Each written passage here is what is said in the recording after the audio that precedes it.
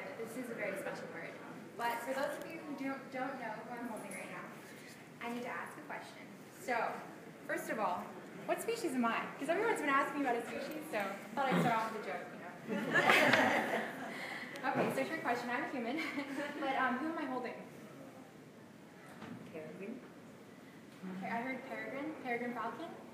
Not quite. Yeah, you're right. Yeah, so I'll give you, well, I guess it's supposed to be a hint usually when I present this bird, but I don't know if you can really tell much from that. Any other guesses before I?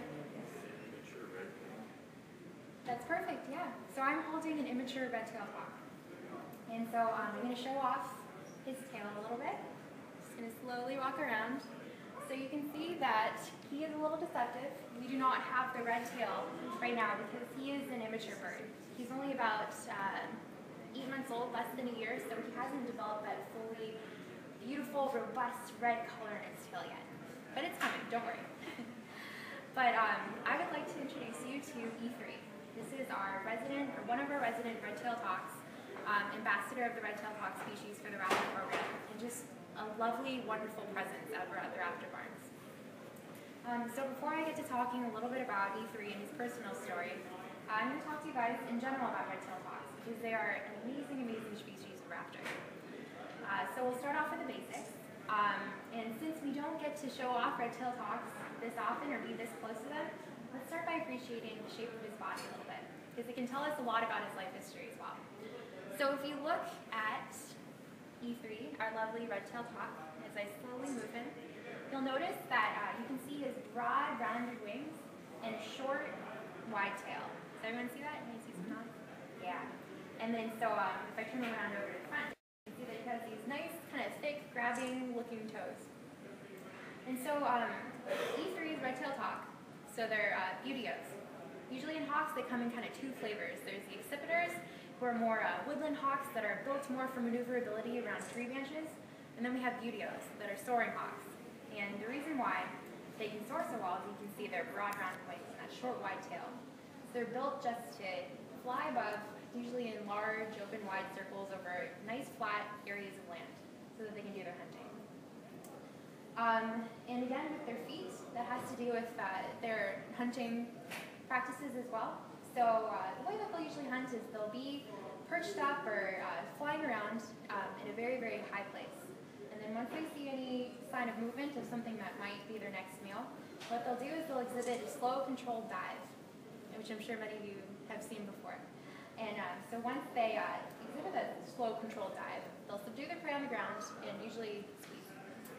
So that's much different from what you heard earlier about the falcons who practice their stoop, and owls who have a lot of interesting adaptations to hunt at night. So that's something pretty cool. Oh! Did you guys hear that peep? So some other interesting things, or at least something that I thought was really cool when I was first learning about red-tailed hawks, is their courtship behavior. So I always think it's awesome to see red-tailed hawks flying up, you know, in their wide open circles, because it's just, there's nothing more majestic than seeing an awesome hawk in the sky. But as for their courtship display, it's also very interesting. So what the male and the female will do is they'll be flying up in the air.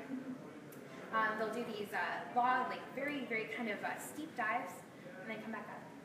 And then sometimes what will happen is the male and the female will be circling around each other, and then they'll go on a steep dive, briefly lock together their feet, and then break apart right before they kind of, you know, go down towards the bottom of the ground, and then they'll circle back up. So I think it's amazing. Some other things about red-tailed hawks is no matter where you're from, I can bet your bottom dollar that you've probably seen them before. I'm from California, and I'm very familiar with seeing red-tailed hawks around my residence. So they're probably some of the most common hawks around North America, which is great. We love to see them. Also, with their nesting habits, they usually build very large nests out of dry sticks, usually up in high open places. And as some of you may know, our two of our resident red-tailed hawks on campus, Ezra and Big Red, chose to build their nest up at one of the, I forget what they're called exactly, the structure, light poles. Yeah, light towers. light towers? Perhaps, I guess that's a good word. Light towers around the field. And so E3 was one of the red-tailed hawk chicks that had hatched from that nest from this past breeding season. And raise your hand if you guys did watch the red-tailed hawk cams from the Cornell Raptor Program. Yeah, okay, so just a short pitch about that. They're awesome, especially kind of, peeking in the lives of breeding birds. Peeking in the lives of breeding birds, without actually actively disturbing them. So it's great in case you guys are looking for something fun to do during your study break and such. But anyways, so there were red-tailed hawk cams situated, watching the growth and development and just also the hatching of these amazing chicks. And so very, very quickly and very famously, they accrued a large gathering of followers because it was very inspiring to turn on your camera on the computer and see red-tailed hawks growing. And so also kind of tragic as well, being so close to these birds, watching them for such a long time during the breeding season, and then on the day of E3's first flight, watching him unfortunately be injured after fledging.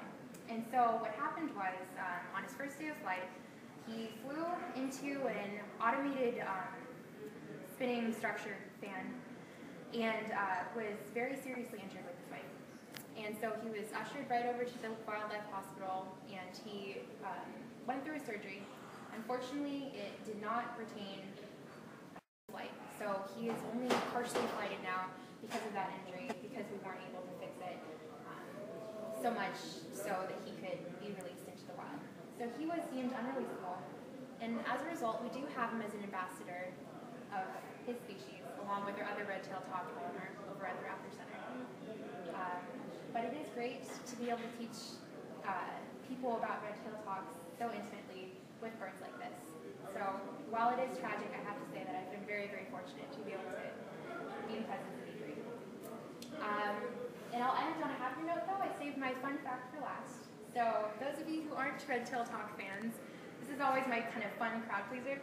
So how many of you know what a bald eagle sounds like from the movies? Like that typical, yeah! Yeah, you guys know? Okay, so that's not a bald eagle. They're fooling you. That is completely red-tailed hawk. So although E3 isn't vocalizing for us, now you know what red-tailed hawks sound like.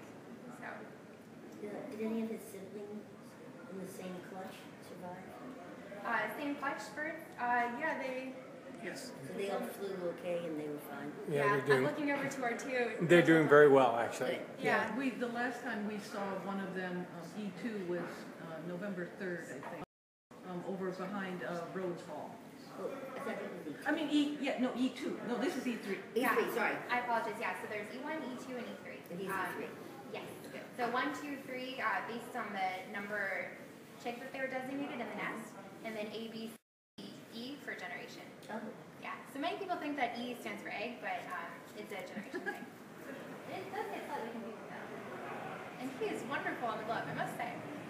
Taylor, can you bring him over closer so Carl can Yeah. Just for a second. So everybody can... Absolutely. Here, I'll get out of him. So while I'm over here, does anyone have any questions that they'd like to ask? I'll take any raised hands. About raptors in general too. We love those, and we can bring out some of our other presenters too in case you had any lingering questions about any other species. Yes? What other species do you have in the program red-tailed hawk? Yeah, so we kind of alternate between which birds we bring on presentations, but sometimes we'll also bring our spectacled owl. We have a turkey vulture, we have eastern screech owl, gyrfalcon, pardon me, not gyrfalcon, peregrine falcon sometimes. Golden Eagle Dr. presenting. Yeah, thank you. Merlin, golden eagle. Am I forgetting anyone? You got Eurasian. Oh yes, thank you. A Eurasian eagle owl as well. Yeah. Yeah, pardon me? Yeah, we do have northern goshawks, but they are not part of our presentation programs. So we don't bring them in outreach. They are usually, well, actually strictly for the propagation. Oh, we have a Cooper's hawk too. Oh yeah, and pardon me. Sometimes we also have a Cooper's hawk. We do have one bald eagle. She is not one of our program presenting birds. She is just one of our residents, but she is awesome. Her name's Gracie. She was shot in the wing, unfortunately, so she was deemed unreleasable. But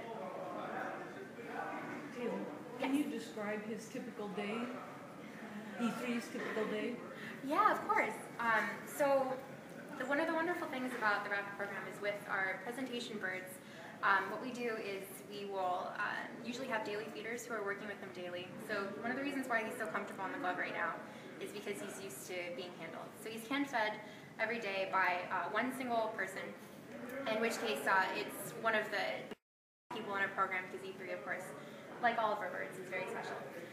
And so he has his own apiary, and so with that he'll usually spend his time there, and then when he's being daily fed, then he'll be fed. Comes on programs with us now, so. How far is he flying now? I'm not quite sure about that. I cannot tell you that I've been present during his last flight test. Yeah, I'm not sure if any of us know that answer.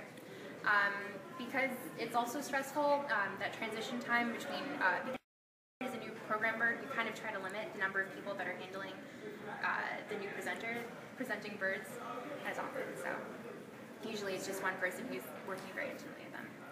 So is he being flown more for exercise because he said he could never fly by himself? Pardon me? He's just being flown for exercise? Yeah, Because he can't be released to fly by himself, right? Yeah, so because of his wing injury, I think that what we've deemed, at least right now, that he's only about 50% flighted. So, you know, He don't unfortunately, fly around with you guys on a tether or something? no. Oh, no, not even that. Oh. Oh, well, when he's flight tested, I'm sure, Yeah. but yeah. He is capable of flight, but it's not to the extent that he could actually survive Right. on his own. He's beautiful. Is he the full-grown size that he'll be, even though his plumage isn't adult yet, or will he get bigger?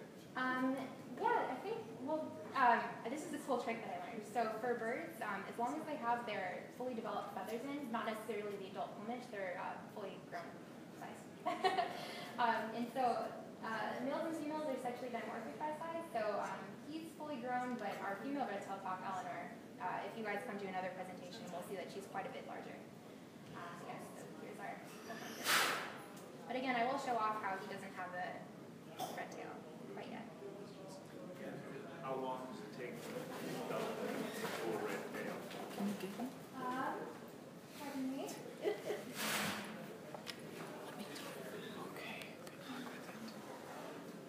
To retain the adult plumage? To get to the red, red tail. 3 years, I believe, for adult plumage for red-tailed hawks. Correct me if I'm wrong. You guys are. He'll have it in 1 year. Oh, in 1 year? Yeah. In 1 year. So a couple I'm more sorry, I was months. thinking 12. Pardon? A couple more months, because he's 8 months now. Yeah. Next springtime he'll have, in the next month, he'll have his red tail. So did you hear that? Next molt he'll have his red tail. Oh.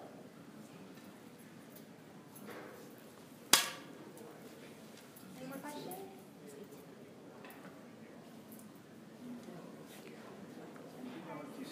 Well, it's black. Keep it up high. Oh, do you have any red-shouldered hawks? We do, yeah. Part of our breeding and propagation program. None that our program presenters have. Yeah. Hey, he's being a good kid. Yeah, he is. He's a good guy. Yeah, he's a great guy. I'm gonna go put him back though. Okay, I feel like all I've right. been shouting with him. Yep. Thank you. So that concludes our program. Thank you all for coming. Thank you.